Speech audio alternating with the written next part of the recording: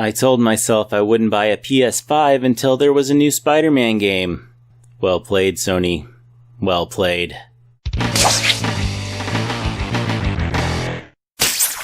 Hey, Chris Baker here, ready to talk Spider-Man video games again.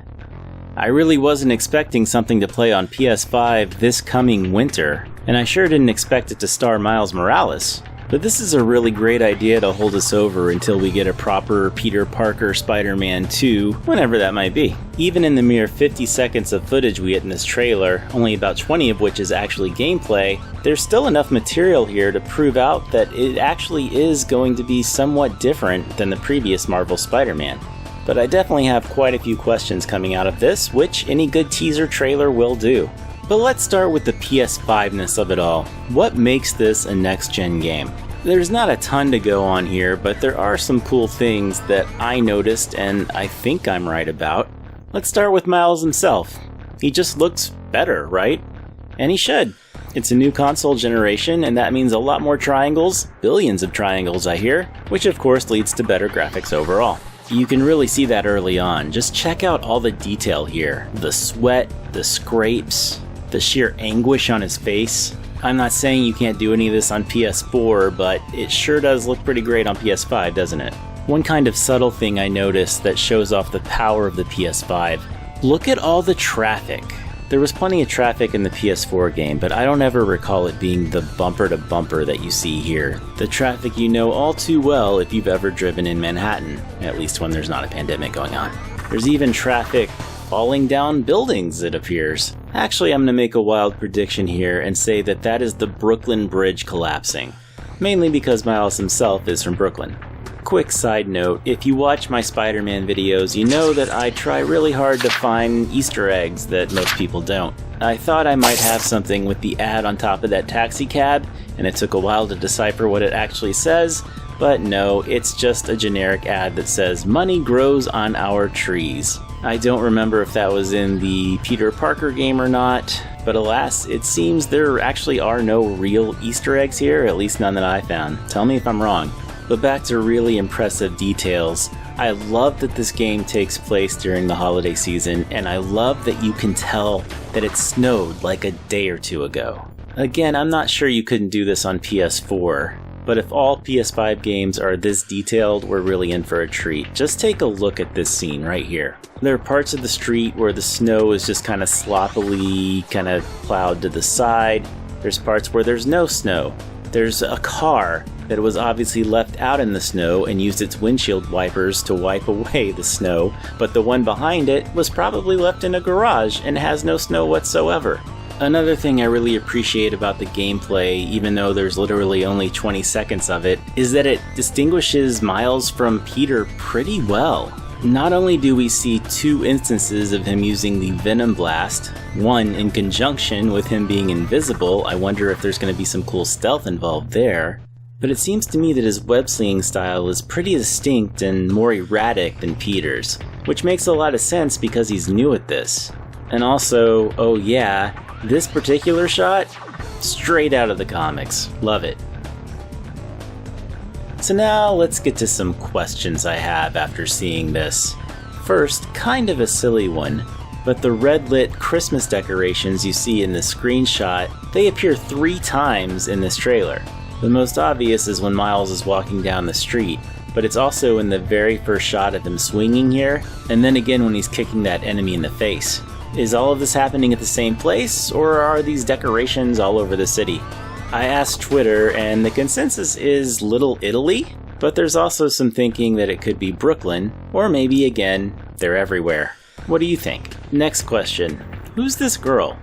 I'm not gonna lie and say that I know the most about Miles Morales comics, because pretty much every Miles Morales I've read has been either in the context of being there with Peter or some of his early stuff that Bendis wrote. I'm not really that well versed in the last couple years, so is this a character that I should know about, or is it just a random New Yorker?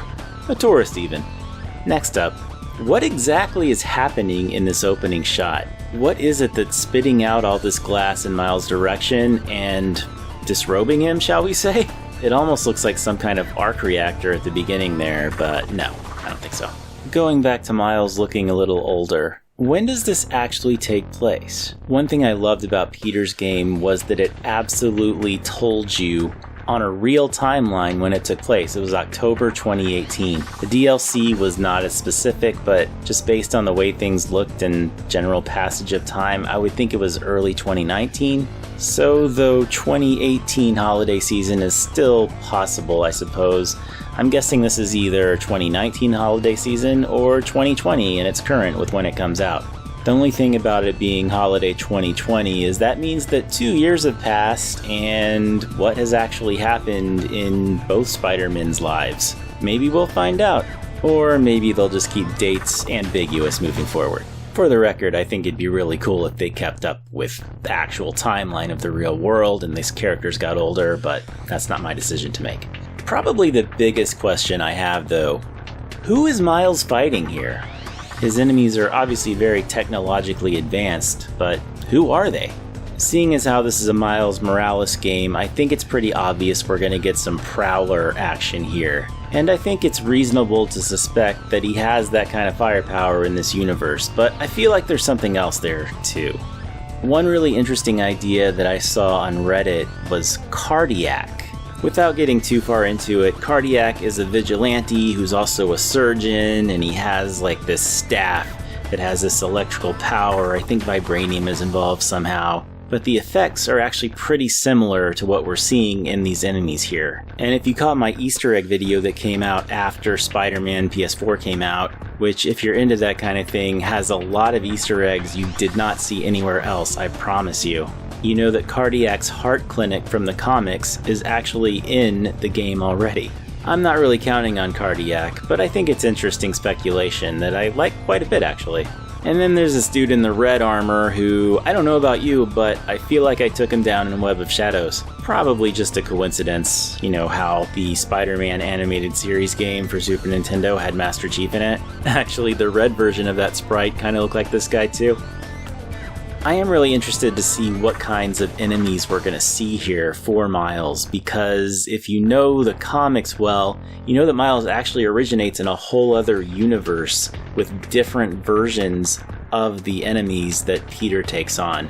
And this video game universe is actually pretty interesting because they know each other in the same universe the whole time. In the comics, they never knew each other because Peter died.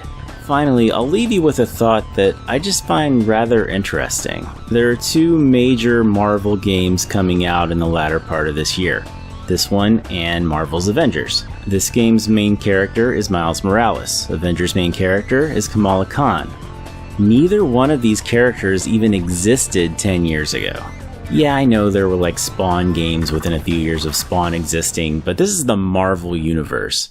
It kind of blows my mind how characters that were just invented less than a decade ago can be the big, huge stars of these huge games. And I think that's actually really cool. Remember, just a few years before these characters came along, Iron Man was a B-lister. Makes me wonder what kind of characters we don't even know exist yet that will be the stars of games for the PS7. Anyway, let me know what you guys think. And if this is your first time here, or if it's your first time back in a really long time because there was no new Spider-Man action, stick around on this channel for a while. Check some stuff out. I'm pretty proud of it. Those of you who have checked out the content seem to like it too, and I'm incredibly appreciative of that. Thanks as always for coming. I'll see you next time.